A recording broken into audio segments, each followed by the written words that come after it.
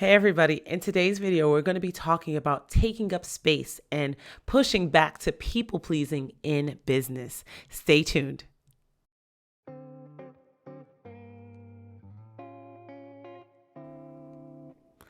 Hello and welcome back to Fortify and Flourish.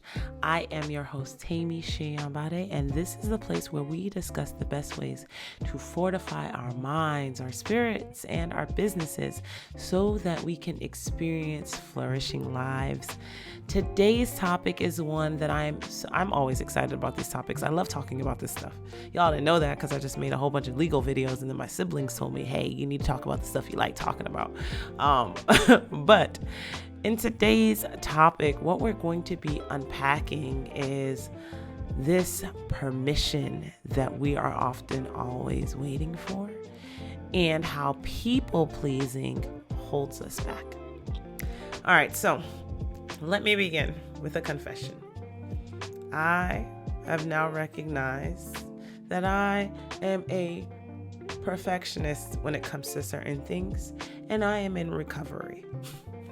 I am trying to learn how to not be a perfectionist about certain things. Not everything. I'm not type A, but I'm very particular about other things, and that process is very interesting. And as I unpack where perfectionism shows up in my life, what I have found to be the case is that perfectionism has often shown up in my business. And in my business, because the perfectionism is tied to permission. And this permission is tied to people pleasing. Now let me break it all down. It might be clear to some of y'all already, but I'll tell you how I think about this. There are some times that in life and in business, we have opportunities to step out and do things. Branch off and do this type of podcast, launch a new line, try something new, try a new marketing technique, right? And we have all of these different methods to try and achieve various purposes, to try and achieve various things that we want to do. But sometimes, if you're like me, sometimes you want to make sure that before you do it is perfect. And by perfect, it's something that everybody approves of, right? It's like, if I do this and everybody likes it, then it's good and it's right and I should have done that.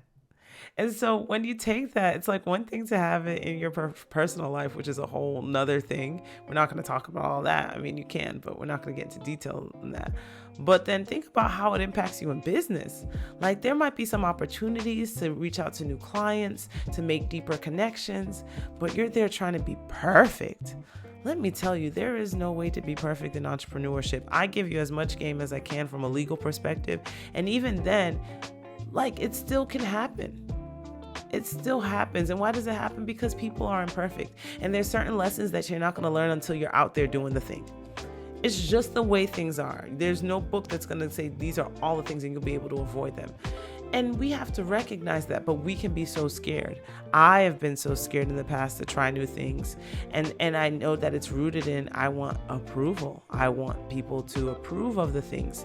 And because I'm wanting approval, right, what will happen is an idea will form. But I want the approval, but I don't want the judgment that comes with that. I'm just like, ah. And so then I just stall. And that stalling is I'm waiting for permission. I'm waiting for the approval in advance. Right? Before I even get started, I want you to say, yeah, I think that this is a good idea. Go forth and prosper. And I know I'm not the only one. There are many of us who are looking for somebody to give that stamp of you got this, you did this. And there's nothing wrong with wanting support. I need support. We all need support. We're interdependent. It'd be crazy to act like we don't, but we also have our individual volition. And sometimes God gives us things that are for us to show the world. Sometimes we actually have to lead. What does that mean? Sometimes God will give you something he hasn't given other people because you have to be the first one to do it. And so in those instances, waiting for permission doesn't serve anybody. I want to give you an example. I want to give you a story. I've shared this with attorneys. I had the beautiful opportunity to share at the Women in Legal Tech symposium, a program that happens annually. So a couple of years ago, I had the opportunity to share in front of them in something called an Ignite talk. And we were talking about different things. And my topic for that presentation was, there's room for you too. And this is one of the stories that I share. When I first got licensed as an attorney, right, I was very, very, very, very scared. Because you go to law school and they teach you all this stuff, and then you get you pass the bar, they give you a license, and like, okay, you're a lawyer. And you're like, wait, I thought, like, I know I did law school. And this is, you can ask other attorneys if you know any. Many of us feel the same way. It's just this like, oh, I have to go and practice law now. Who's going to hold my hand? And so I was dealing with a lot of that. And when I first started, I actually wasn't in the business space. I was actually in the criminal defense space because I have a heart for indigent representation. A lot of poor people are going through a system that is not meant to help them. We could talk about that on another podcast. We talk all about that. In fact, we will talk all about that. But anyways, I digress. So in terms of doing that, I had to go to court. And when I first got started, one of the things that they told me in the jurisdiction or the region that I'm in Houston, Texas, there are oftentimes, if you want to do criminal defense work, you have to start your own practice. You just got to go out there. But you want to make sure that you're in the courtrooms, that you are meeting the judges, that you're meeting the different attorneys, that you are observing what happens in trial so that you are empowered to know what to do, right? So as a new attorney, you go in and you watch, you observe as often as possible in order to make sure you are learning all the lessons. You want to know how trial runs. You want to know who are the people you're supposed to speak to. You want to know some of these procedural things that you don't get a chance to learn in law school because law school is all academics. So that being said, I listened to the advice of my mentors. I would go to court. I would go to court all the time, but I was so scared that where all the other attorneys would sit, I would never sit there. I always sat back. I would sit in the main gallery section and I would essentially hide. I was very scared. I was very nervous. I was like, wait, what do I say? What do I do? And I did that for weeks, if not months. I would go, I would observe, I would get what I could from back there, but that was it. And then things shifted. And let me tell you what caused the shift. I had a good friend who was a counterpart and we went to the same law school. I actually, because of the way I did law school, I finished a semester earlier. And so I was able to take the bar and pass a semester before all the folks I went to law school with. It was great. It was me figuring out how to make things work. But in that, one of my good friends was also in the criminal defense space. And so he wasn't licensed as long as me, but he was also licensed. And so there was one day that we both went to court together. We went to the same court in one of the local counties. And I will say this because I think it's relevant. Sometimes this does impact us. So as you all can see, if you're watching, I'm a Black female. I'm very proud of it. My friend is a white male. And so it was really interesting to me because we go to court and this dude is comfortable. This dude walks in, he goes straight up to the front. He reaches out his hand. He shakes the hands of all the prosecutors. He goes up to the judge. He says, hey, I'm so-and-so. He is confident. And I was sitting there. I was like, I've been licensed before him. Hey there, I have the same degree. I went to the same law school. Why am I so scared? Right? And so I'm here watching him navigate the courtroom with this confidence. He might have been scared. He might have known that he needed to be courageous. I don't know. I wasn't inside his mind, but there was a clear difference in the way he took up space, right? In that room. He didn't wait for somebody to ask him and say, hey, are you new here?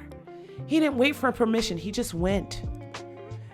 And I watched him and I said, girl, guess what? Your permission was that bar license you got. You have all the permission you need. Go. And there are so many times in life where I've come back to that, where I have to remember that I have all the permission I need. I have all the permission I need to be who I am supposed to be. It took me a long time to feel like I had the permission to express myself in my hairstyles the way that I wanted to. It took me a while to feel like I could express myself in rooms. I used to literally, my mom used to correct me on my posture. I used to cower in and take up as little space as usual as possible. Just wanted to, hide. And then here's the thing, when you grow, Slouching becomes a deformity, and it hurts your back. It hurts the way you function. And even as you grow intellectually, even as you grow in your business, even as you grow in your experiences, you outgrow spaces. And there comes a time where we do not need permission to exercise the space that we have. We can take up actual space in our industries. We can take up spaces in our relationships. We can take up space. We can use our voices. And I want to encourage you. One of the things that I've had to do in order to actually step into that is sometimes I have to remind myself to take up physical space. Right? And what does that look like for me? For me, it means sometimes I stand broadly. I move my hands. I already speak with my hands, but even now you can watch some of these videos. You'll see me remind myself, and you'll see me emerge. You'll see me kind of rise up and take up space because I have permission to do that. I don't have to cower, and neither do you. We don't have to wait for permission to be full in who God has made us.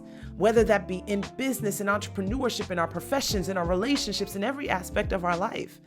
Some people might find it uncomfortable, but guess what? They're not the folks who are for you, right? And even folks who are for you, it might take them some time. Show them grace, right? They grew used to how you used to be, and it's okay. We all do it. We all do it. But I want to encourage you, as I'm encouraging myself, to take up more space. It is not easy. I sound very confident right now on this podcast, but I want you to know that even in sharing these ideas and these thoughts with you all, it's me deciding that I don't need permission to do it. I'm going to take up space. I'm going to allow my words to fall where they may, right? And be okay with that. Be okay with it. Be at peace with it. And I just let me take a moment to thank you all for the feedback that comes back, because you all have been sending me encouraging messages. There have been comments, and they allow me to take up this space, and they remind me that, thank God, I'm not waiting for permission. Let me throw in one other thing, right? I went to a conference last year. It was called Thrive. It was in Atlanta. And a man spoke to me, and I was telling him about how, sometimes I record all these videos, but I don't post them because I'm scared, I'm timid. And he got on me and he said, listen, there was somebody looking for the answer to the questions that you have already answered. But because you're too scared to post what you've recorded, they're not going to get it in the time that they need it. So I left there and I was like, when you put it that way, more permission, and not just permission, responsibility. So I want to share the permission and the responsibility. You have the permission to do what God has put in your heart to do. And you probably also have the responsibility. Me and duality, I'm so sorry. It always comes back to that. But it's so important for us to recognize that. And many of you have allowed me to see that even more. You know, the things that you've shared when you see some videos, when you watch these things, allow me to recognize that if I continued to wait for permission, some of you won't get what you need in this season. And I really hope you get what you need. I want us to have fortified minds. I want us to be strong in our inner man. I want us to have capacity for what the world and what life might throw our way.